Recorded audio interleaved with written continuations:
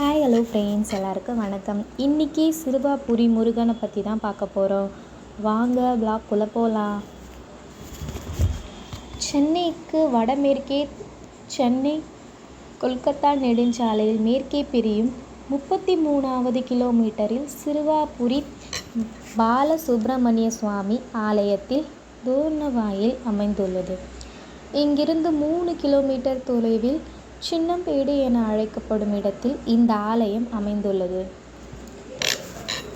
நுழைவாசலை கடந்த ஆலயத்தை நோக்கி செல்லும் போது 2 பக்கமும் பசுமையான நிலங்களும் வாழைத்தோப்புகளும் கண்களுக்கு குளிர்ச்சியாக இருக்கும். செல்லும் வழியெல்லாம் சப்தமான ஆலயம், அகத்தீஸ்வரர் ஆலயம், பெருமாள் ஆலயம், விஷ்ணு துர்க்கை ஆலயம் என எண்ணற்ற ஆலயங்கள் இருக்கும் இடத்தில் வடக்கு வாயு மூலையில் சிறுவாபுரி பாலசுப்பிரமணியர் கம்பீரமாக எழுந்தருள் இருக்கிறார்.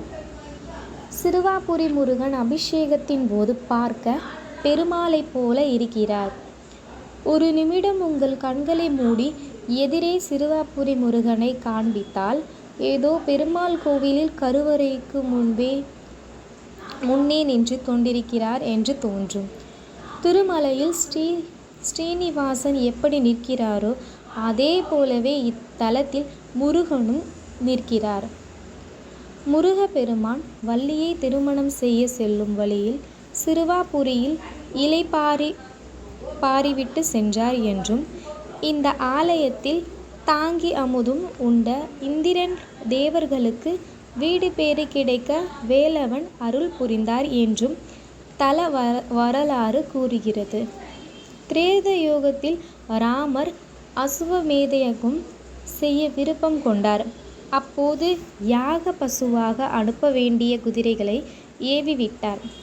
அந்த குதிரை வால்மீகி முனிவர் ஆசிரமத்திற்கு வர அங்கு வளர்ந்த ராமனின் பிள்ளைகளான குசுவனும் அந்த குதிரையை கட்டி போட்டார். இதனை அறிந்த ராமர் உடனே லட்சுமணனை அழைத்து குதிரைகளை மீட்டு வர சொன்னார்.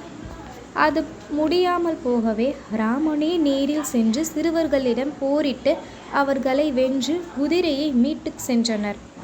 ராமனிடம் லனவும் குசனும் போர் செய்த இடமே சிறுவாபுரி.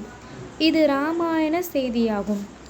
அருணகிரிநாதர் 4 திருப்புகழ் பாடல்களான இத்தல அழகு முருகனை பற்றி பாடியுள்ளார் என்பதால் இந்த ஆலயம் எத்தனை ஆண்டுகளுக்கு முன்பே இருக்கிறது என்பதை அறியலாம்.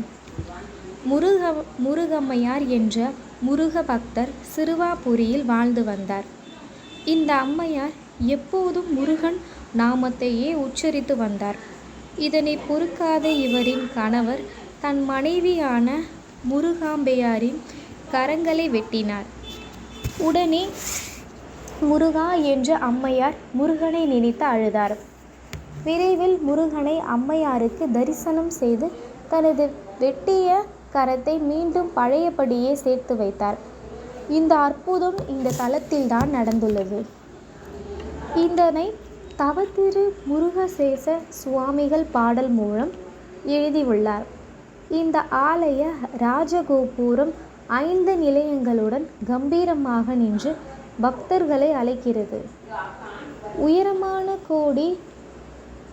உயரமான கொடி மரத்திற்கு முன்னால் மரகத பச்சை மயில் வீற்றிருக்கிறது.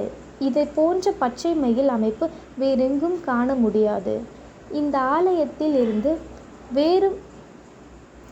வெளியில் வரும் வழியில் இருந்து மரத்தால் படிக்கட்டுகள் அமைந்துள்ளது. அந்த படிக்கட்டுகள் வழியாக ஏறித்தான் மூலவரை தரிசிக்க முடியும். தரிசிக்கும் வழியில் தெற்கு முறையில் மரகத கல்லில் சூரியன் சன்னதியும், கிழக்கே ராஜகணபதி மரகத கல்லில் காட்சியளிக்கும் சன்னதியும் உள்ளன.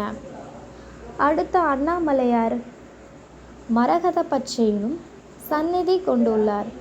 முருகன் வள்ளியுடன் திருமண கோலத்துடன் காட்சி தருகின்றார். நீண்ட காலம் திருமணம் நடக்காதவர்கள் இந்த சன்னதியின் வந்து பூஜைகளும் வழிபாடுகளும் பரிகாரங்களும் செய்து வந்தால் விரைவில் திருமணம் கைகூடும் என்பதே இந்த கோயிலின் விமர்சையாக சொல்லப்படும் சொல்லாகும். அடுத்து உண்ணாமுலை அம்மன் சன்னதியில் அனைவரும் பிரார்த்தனை செய்வார். ஆலயத்தை சுற்றி வரும் வழியில் மரகத விநாயகர் சன்னதியும் அருகில் மகிழம்பூ மரமும் உள்ளன. ஆதிமூலவர் பாலசுப்பிரமணியர் சன்னதியில் அர்ச்சனை செய்யப்படுகிறது. இந்த முருகர் மிக மிக எளிமையானவர், எதிர்பார்ப்பு அற்றவர். இத்தலத்திற்கு வருபவர்கள் கடுமையான விரதமிருந்து பசி பட்டினியுடன் தரிசிக்க வேண்டியதில்லை. இங்கு நேரில் வரவும் வேண்டியதில்லை. திருவண்ணாமலை நினைத்து முக்தி என்பது போல சிறுவாபுரியை நினைத்தாலே வேண்டிக் கொள்வது என்பது எல்லாமே நம் அனைவருக்கும் கிடைக்கும் என்பதே நமது நம்பிக்கை. புதிதாக வீடு கட்ட விரும்புவோர்கள் இங்கு வழிபாடு செய்வது சிறப்பு. முனீஸ்வரர் சன்னதியும் அபிஷேக மண்டபமும் உள்ளது. பைரவர், சண்டீஸ்வரர், வெங்கடாச்சியார் ஆகியோருக்கு தனி ஸ்தலங்களும் ஈசானிய மூலையில் நவகிரகங்களும் அமைந்துள்ளது. ஆலயத்தில் பின்புறம் அன்னதான கூடமும் திருக்குளமும் உள்ளன. செங்குன்றத்தில் இருந்து 15 கிலோமீட்டர் தொலைவில் தச்சூர் கூட்டு சாலை சந்திப்பு உள்ளது. அங்கிருந்து 3 கிலோமீட்டர் தொலைவில் சென்றால் ஆலயத்திற்கு செல்லும் வழியை அடையலாம். செங்குன்றத்திலிருந்து செல்ல சில வசதிகளும் உண்டு.